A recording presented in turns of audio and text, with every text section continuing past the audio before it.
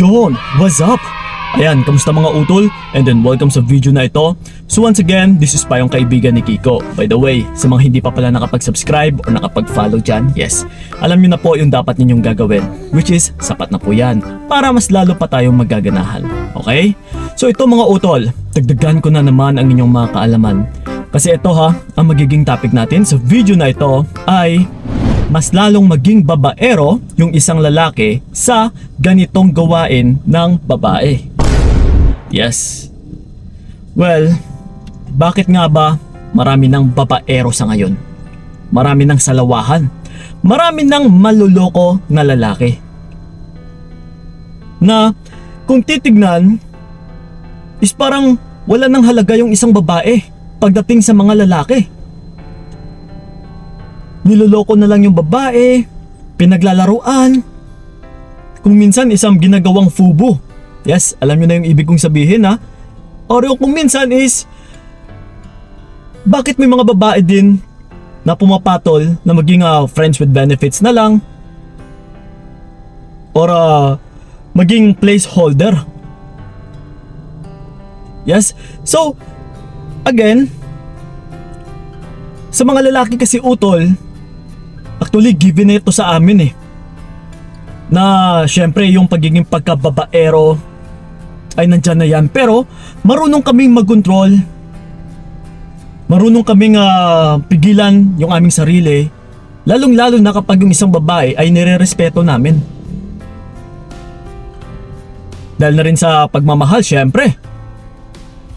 At saka kami mga lalaki ay napaka-competitive sa kapwa din namin mga lalaki.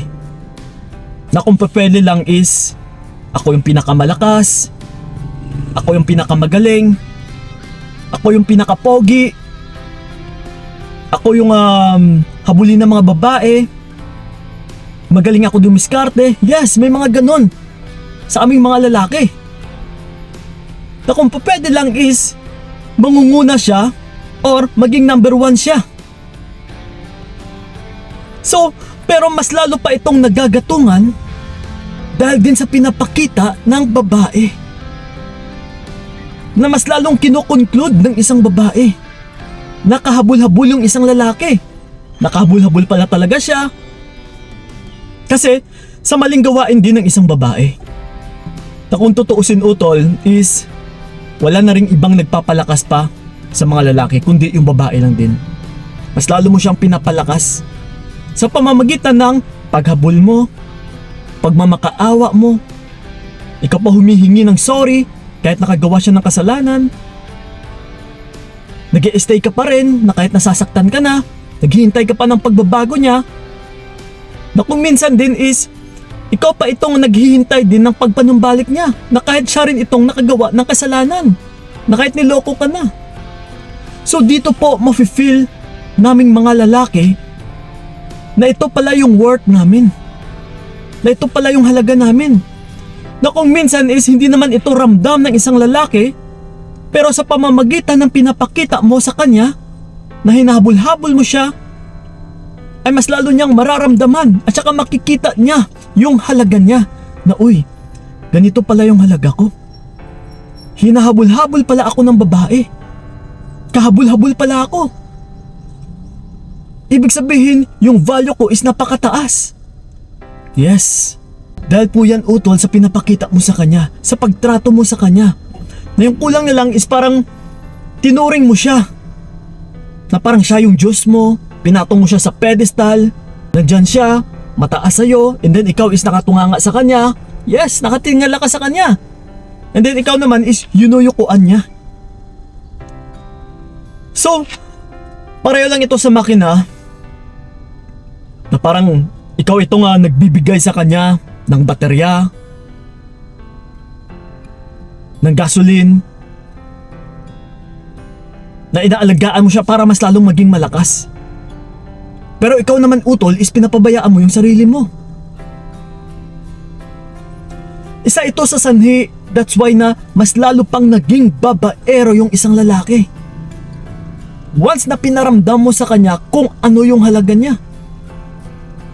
Lalong lalo na rin sa mga kababaihan dyan na kahit pang second woman lang sila ay pumapatol pa. Yes. So mababalidate din ito ng lalaki na, uy, ganito rin pala yung halaga ko. Kaya ko pala. May babae palang papatol sa akin na kahit may asawa na ako, na kahit may girlfriend na ako, is okay lang sa kanya na dalawa sila. Yes. So again, mas lalo mo siya ulit pinapalakas. Mas lalo mo ulit pinaparamdam sa kanya na siya mismo na lalaki ay napaka high value. So that's why, kung mapapansin ninyo na yung lalaking nagloloko sa inyo ay nagloloko pa ng nagloloko. Hindi na tumitigil. Hindi humihinto. Mas lalo pa nga ang nagiging worst eh. Dahil po yan utol sa pagbigay mo ng validations. Na ganito pala siya, klaseng lalaki, kahabol-habol. So again ha, kung pa pwede lang mga utol, para maiwasan din ng mga kalalakihan yung ganitong gawain, para makaramdam sila or para makaramdam kami ng pagiging high value. That's why nagiging overconfident din yung isang lalaki sa gawain din ng isang babae or sa gawain ng mga babae. So masusupalpal mo lang ito kahit sabihin man natin na marami ng babaeng dumaan sa kanya, hinahabol-habol siya. Pero once na pinakita mo na ikaw itong babae na hindi pareho sa iba na naghahabol, na kaya mo siyang supulpalin, kaya mo siyang atrasan,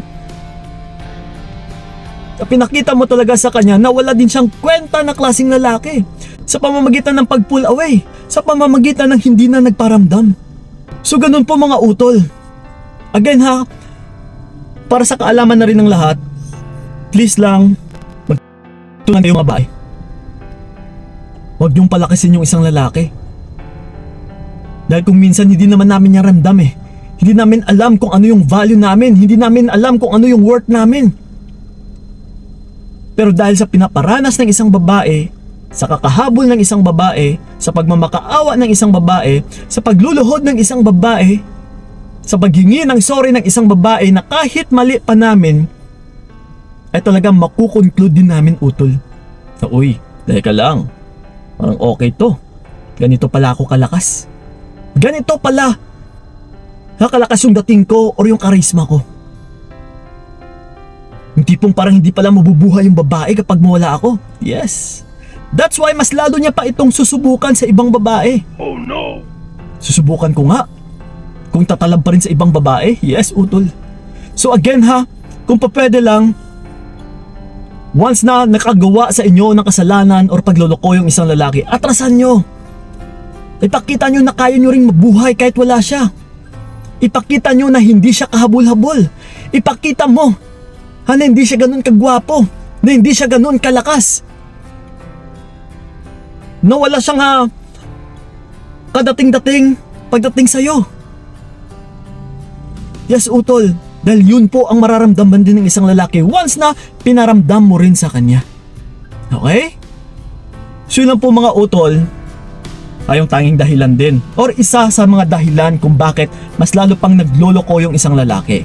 Dahil din sa pinaparamdam ng mga kababaihan. Okay? So yun po mga utol sanay nakatulong talaga yung video na ito. So yan po, maraming salamat. So ingat kayo. God bless and babush! Binigay ko lahat para wala kang masabi. Kaya nga hindi